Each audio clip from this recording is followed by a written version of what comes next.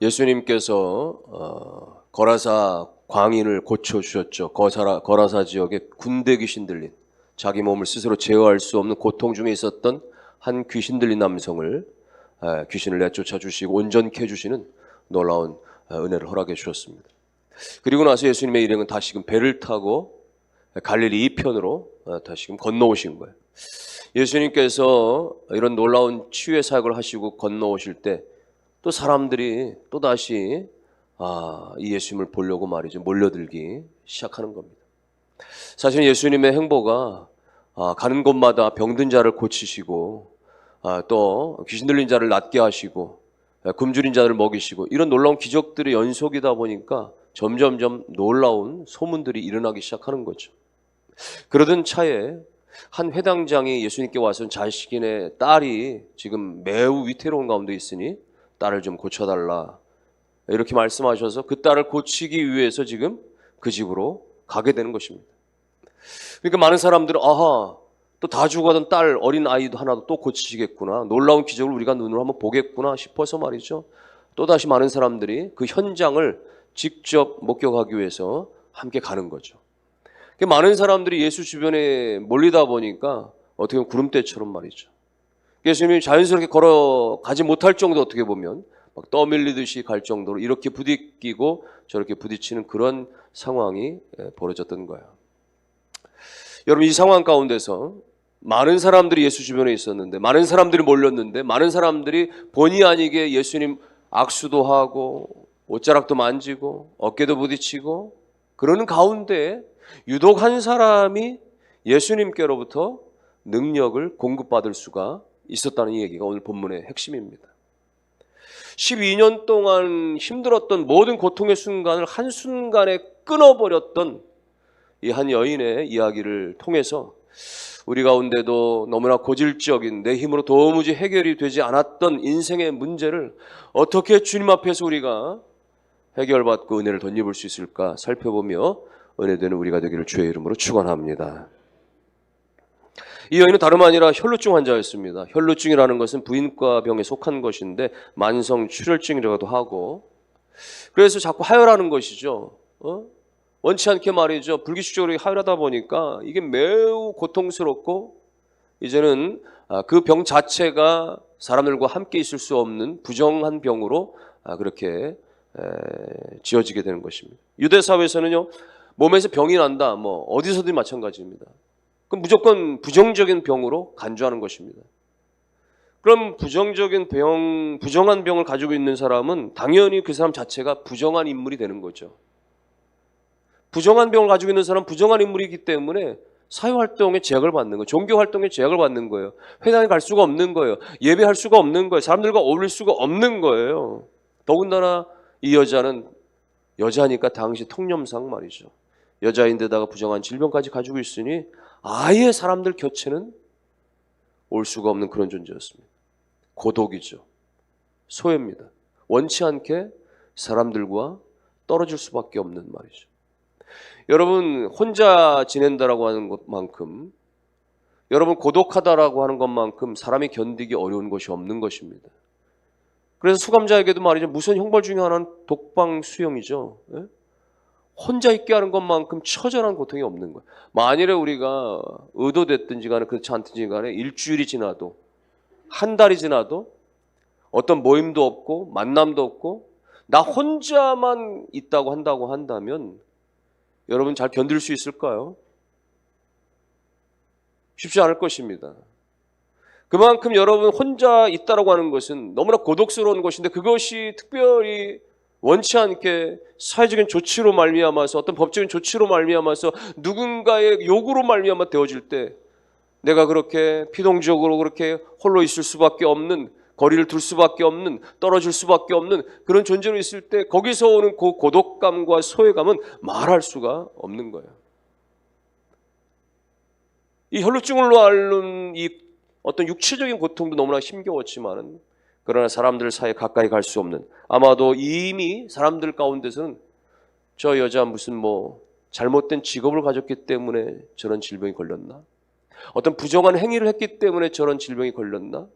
이런 소문들 얼마나 무성했겠습니까? 그로 인해서 그가 이미 율법으로 말미암아서 그는 어쩌면 이혼 조치가 되어졌는지 몰라요. 그는 더 이상 자기 집에서 머물 수 없는 그런 존재가 되어져 버리고 만 것이죠. 여러분, 이것이 한두 달도 아니고 1, 2년도 아니고 무려 12년 동안 그는 그와 같은 고독과 소외를 경험하며 살 수밖에 없었던 것입니다. 나름대로 노력했습니다. 이 부분을 헤쳐보려고, 이겨보려고 말이죠. 가진 노력을 다 해봤습니다. 26절에 보니까 많은 의사에게 많은 괴로움을 받았다. 있던 것도 다 허비했다. 이렇게 표현하죠. 여러 의사들 나름대로 명의라고 하는 명약을 다 찾아가 봤지만, 그래서 여러 가지 가지고 있는 거 다 해봤지만 결국은 병은 더 중해지고 재산은 다 날아가 버리고 빈털터리가 되고 만 것이에요. 여러분, 지금도 어떤 커다란 병을 앓고 있는 사람들은 말이죠, 환자 자신뿐만 아니라 가족들이 얼마나 힘든지 모릅니다. 이 병원 저 병원 다 쫓아다니면 어떻게 보든지 말이죠, 고쳐보고자 말이죠, 애를 쓰다 보니까 검사를 하면서 이 약 저 약 복용하면서 말이죠, 계속 지치고 힘들고 어려워지죠. 어쩌면 이 여인에게 남은 것은 병든 몸뚱아리 하나밖에 없는, 남은 것은 이젠 소외감, 고독감, 이제는 가난밖에는 없는지 모릅니다. 이 지긋지긋한 12년 동안의 모든 병치의 인생을 내가 앞으로도 계속 해야 될 것인가 말이죠. 아니면 여기서 그냥 인생을 끝내버리고 말 것인가. 날마다 고민하며 위기 가운데 선 이 여인에, 여러분, 우리가 살면서도 우리가 때때로 이 여인과 같이 정말 내 힘으로 해결되지 않는 어떤 고질적인 문제 앞에서 나름대로 노력도 했습니다. 백방으로 다녀봤습니다. 이 사람 저 사람의 도움도 구해봤습니다. 나름대로 애를 써보았지만 그런데도 불구하고 여전히 오히려 더 형편이 더 나빠지거나 상황이 더 열악해지는 것 가운데서 말할 수 없는 고통 중에 빠지는 어떤 부분이 있습니까? 바로 그때가 오늘 여인과 같이 바로 그 상황이 바로 예수님을 만날 수 있는 유일한 지점이 될 수 있는 것입니다. 여자에게도 일생일대 마지막 절호의 찬스가 왔습니다. 절망의 끝에서 마지막 예수님에 관한 소문을 듣게 된 것이에요. 27절 말씀에 보면은요, 예수의 소문을 듣고 그랬습니다. 예수의 소문을 들었다. 하나님의 아들이신 예수 그리스도에 관한 소문을 그가 들은 거예요. 예수를 만나본 적은 없지만 그분에 관한 소문을 들었던 거예요. 아, 그분은 하나님의 아들이시다더라. 중풍병자도 고치셨다더라.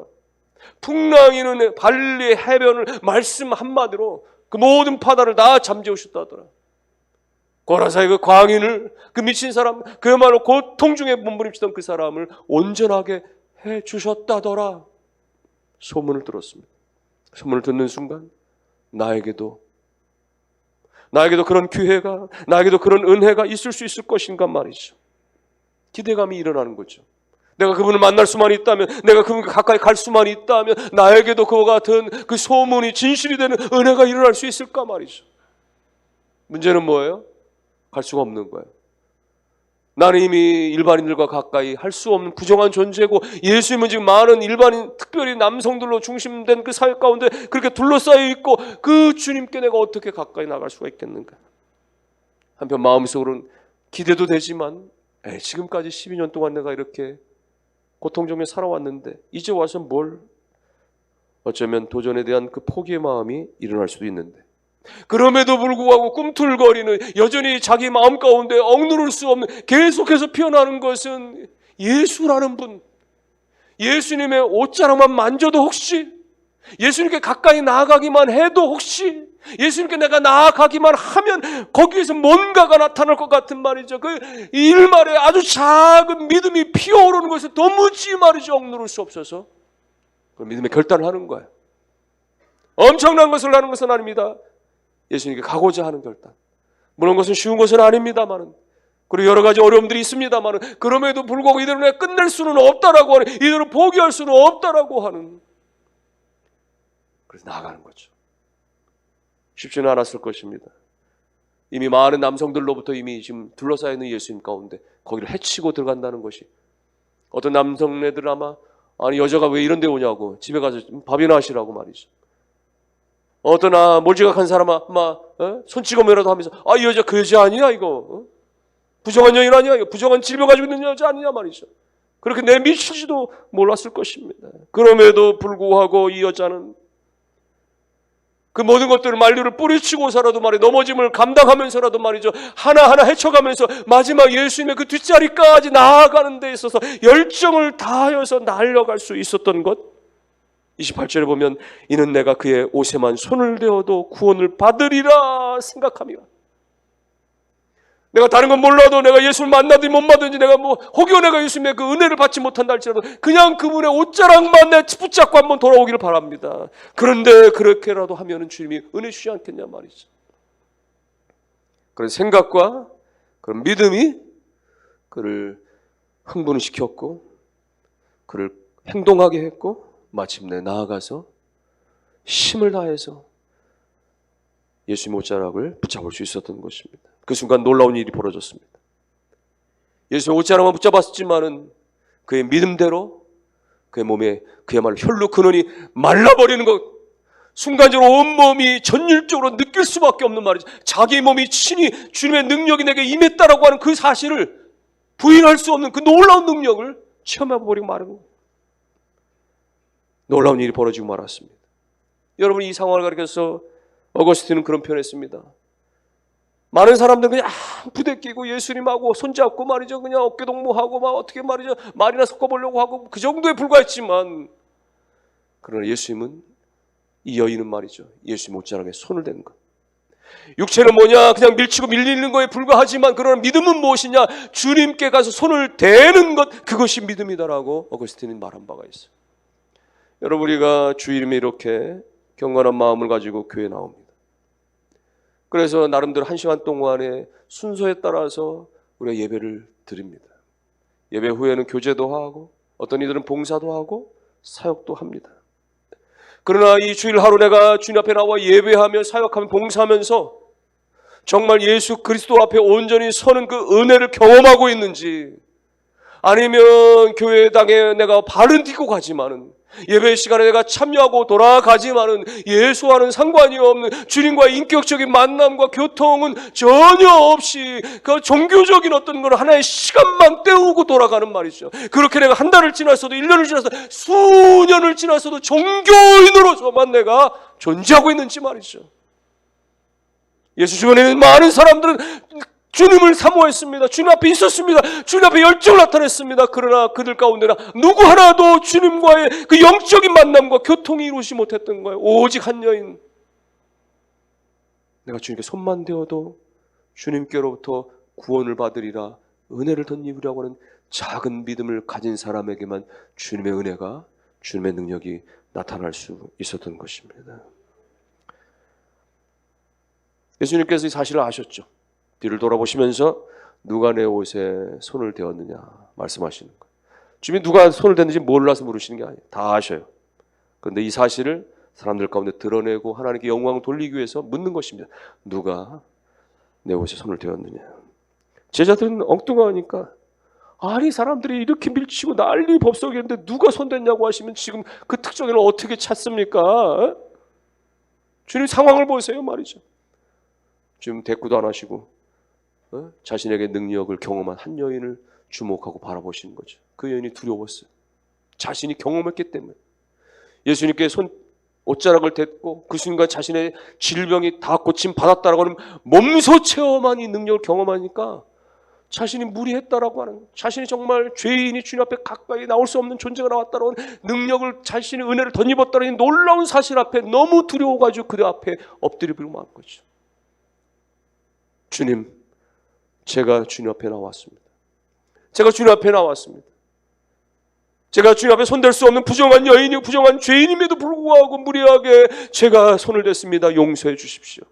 그런데 저는 지난 12년 동안 말할 수 없는 고통 중에 있었습니다. 그 12년 동안에 제가 얼마나 많은 노력을 했는지 모릅니다. 온갖 물질과 온갖 예를 다 썼는지 모릅니다. 그러나 고침을 받을 수 없었고 마지막 포기할 수밖에 없는 상황에서 내가 주님에 대한 말씀을 듣고 주님께 오기만 하면, 손만 대면 나을 것 같다라고 하는, 은혜를 받을 것 같다는 믿음을 가지고 나와서 내가 주님께 무리하게 허락 없이 내가 손을 댔습니다. 주님, 저를 용서해 주십시오.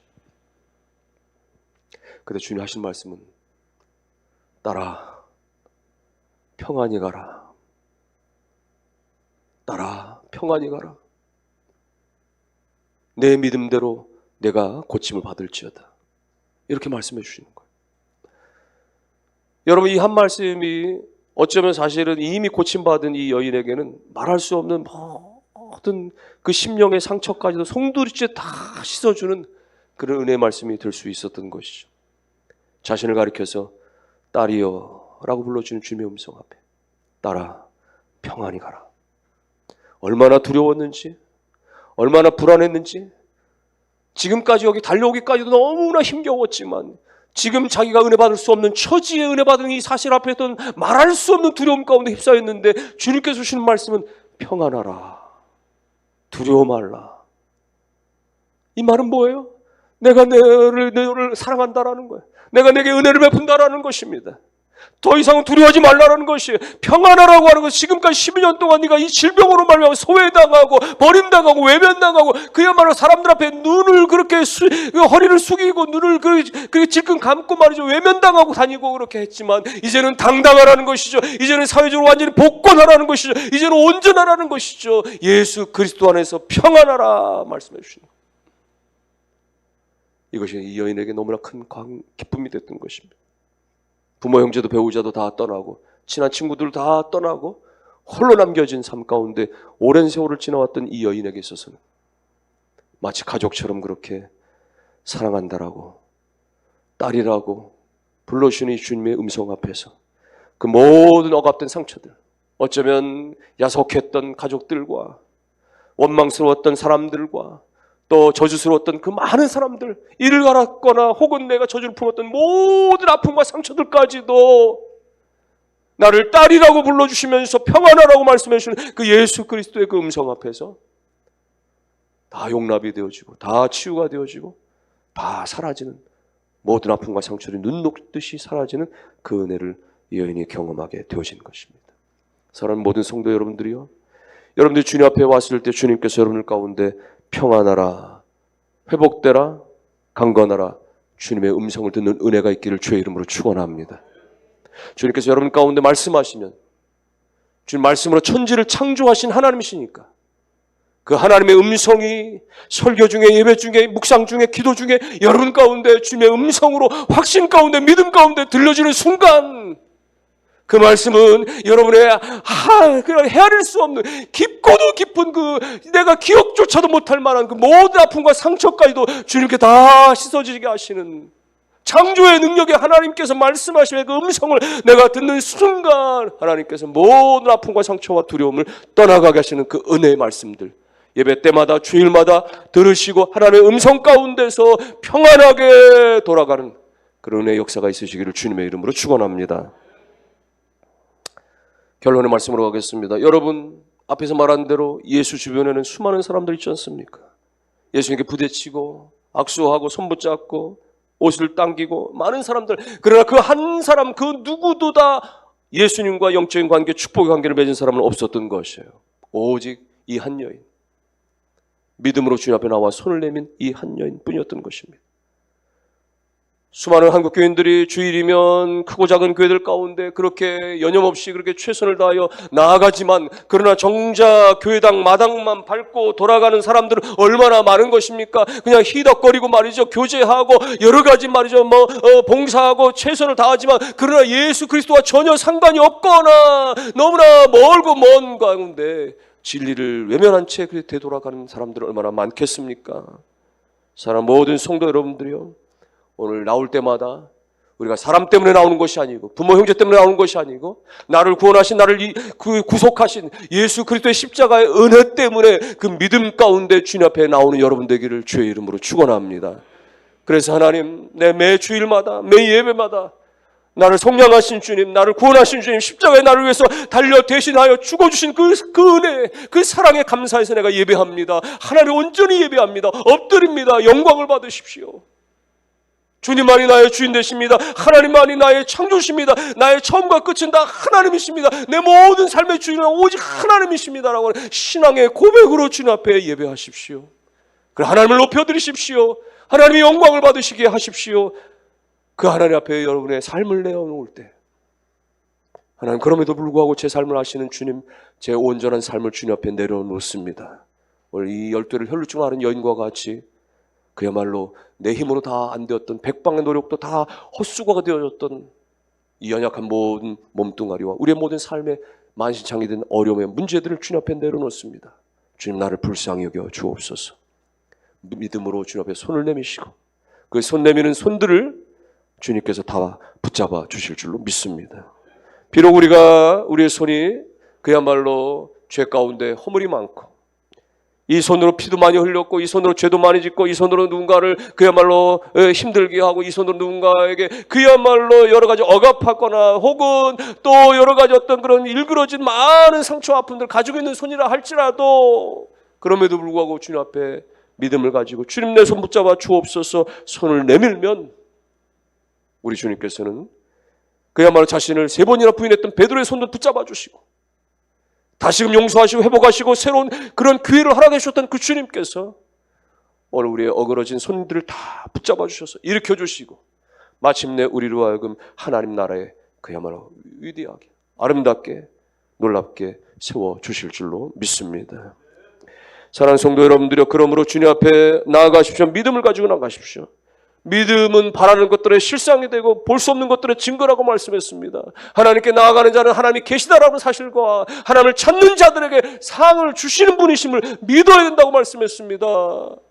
여러분요, 할 수 있거든요. 무슨 말이냐? 믿는 자에게 능치 못함이 없느니라 말씀했습니다. 그러니까 우리가 예배 때마다 우리가 믿음을 가질 수 있어야 되는 거예요. 우리의 삶 속에서 기도할 때마다 믿음을 가져야 되는 것이에요. 내가 믿는 하나님은 살아계신 하나님이십니다. 그분만이 나의 구주가 되십니다 라고 하는 온전한 믿음을 가지고 예배하며 찬양하며 기도하는 삶이 되셔서 여러분 가운데 날마다 하나님께서 말씀하시는 사랑하는 자여 평안하라, 사랑하는 자여 내 믿음대로 되어질지어다, 사랑하는 자여 내가 건강할지어다, 사랑하는 자가 내가 노임을 받을지어다, 하나님께서 그렇게 평강으로 축복하시는 음성들을 듣는 우리 모두가 되시고 우리 가정이 다 될 수 있기를 주님의 이름으로 축원합니다.